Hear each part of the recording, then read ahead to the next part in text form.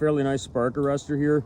Heard of a lot of people clogging these up, and then you can smoke out your tent, or you won't get the draft and stuff like that. You might not get the lit when you really need it, but you can also let some pretty big sparks out of here, and it's going to be close to the tent, so it's going to put a hole in it anyway. So I'll show you what I did to change that. But I took some chicken wire stainless steel grate and I put it across there, so now it's going to get the sparks, keep small sparks down in the stove. The ones that get through here should be burnt out by the time it goes up 8 feet, and if this starts to clog up, there'll still be flames coming up through the pipe here to burn that out. It'll self-clean.